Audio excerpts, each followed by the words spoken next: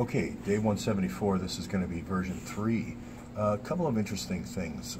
I mentioned earlier today about the Awan brothers down here and some of the locations of the El Salvador consulate and the close location of this murderer for hire guy, Mahmoud.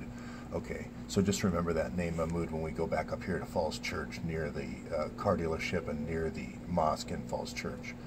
Then I also mentioned this A1 limo, Awan Brothers A1 limo right here in Baltimore, and I started moving up to New York following this MS-13 kind of Pakistani ISI MS-13 corridor.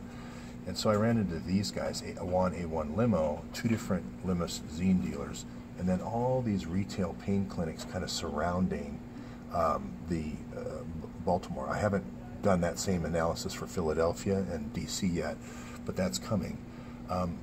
What looks like is the base of operations gets put in like the CIA car dealership here in Washington. I think the same thing is going to be the car dealership in near the mosque in Richmond. I think you're going to have the same thing. This is very close to the mosque here in Baltimore. I think you're going to have the same pattern where the mosque is very close in Philadelphia to the car dealership, which is the base of operations.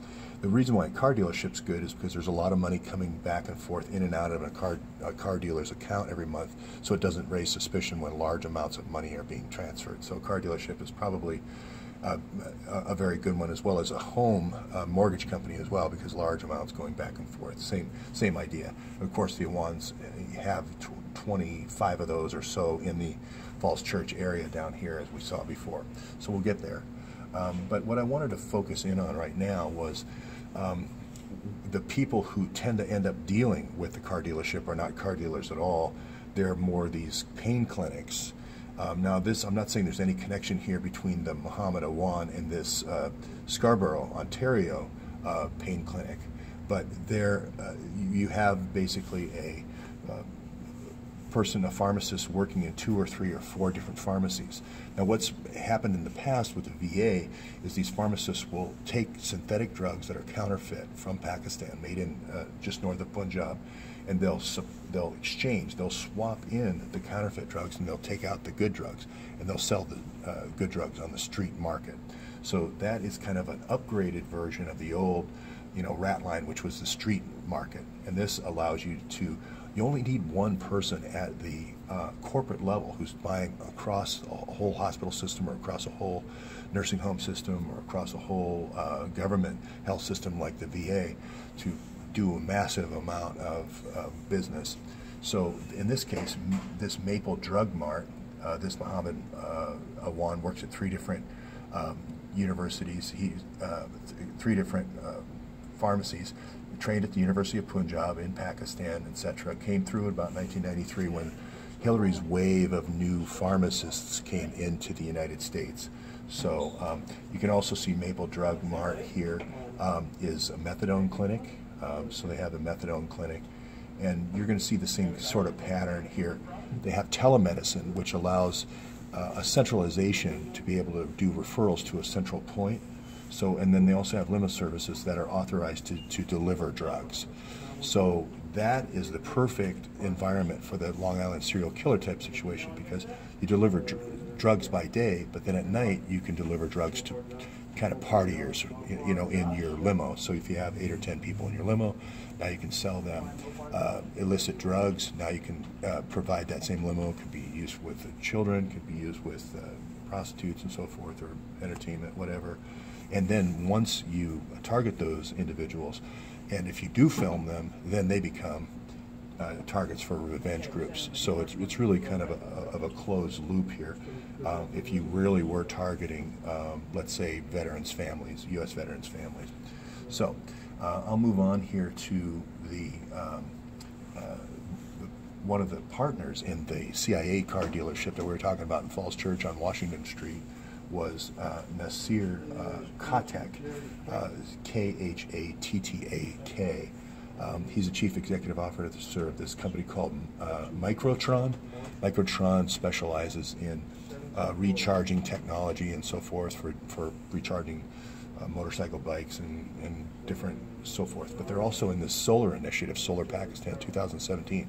I'm looking for this Nasir Khatak to be a recipient of USAID, some kind of USAID coming from Hillary. I think you're going to find that. There's going to be another person that works with him closely in a mortgage company again. Remember I said mortgage companies are targeted because large amounts of money can move around. And that's that Zaid Nassan. Zaid Nassan seems to be the kind of the accountant. This is the person who's setting up all these companies. I don't believe the Awan set up the companies. I think this Zaid is the person doing that. I don't have her or him pictured. But I do know that Zaid, Z-A-I-D, Nassan, is the one who set up the meeting at the White House on this day 2 years ago, April 15th. That's going to be important. Remember that date, two years ago, April 15th. Now, we're going to go in and look at the actual documents from the lawsuit. When that lawsuit was filed, that previous person I talked about, Khatak, was one of the people that commented in the lawsuit. You remember Dr. Attar, the one who did the, the organ harvesting and all the stuff with Hezbollah. He was another person that said they lost money. And remember that they got also $1 million in debt in that lawsuit, okay, in that bankruptcy lawsuit. But an interesting person named in the Falls Church area, very close to the car dealership. As a matter of fact, I think it's exactly the same address as the car dealership. 254 North Washington is going to be the Pakistan American Association at the CIA car dealership, okay? And the person who runs that dealership is going to be Khalid Mahmood, okay? So now you're also going to notice, for those folks who have noticed Zaid Nassan, it's going to be on Leesburg Road, right by DSIA, near Falls Church. So, for all those folks who doubted the fact that that military family bought that house through the military website, militaryrealestate.com, there's the actual address of the Lorton Hawkshead home. That's exactly where the Marine told me he had marketed this through. That was through military by owner. Okay, so I think we're seeing a lot of, now you remember that date, April 15th, 2 years ago. Well, in March 2 years ago was when the Pakistani national murder occurred with the two MS-13 people. The meeting, and here's Masood here again, and here's the two MS-13. The meeting that Masood had, or that Nassan had, the other partner in the CIA car dealership, had at the White House for a visa, was 1 month later. I am putting forward today that he was in Falls Church on April 15th. There was a meeting at the mosque. He stayed at a safe house for the period of 1 month until that meeting could be arranged at the White House. And then I believe Masood was spirited out of the country. Why do I say that? Because I found his Facebook in Pakistan, and I believe it's the same person. That's all for today.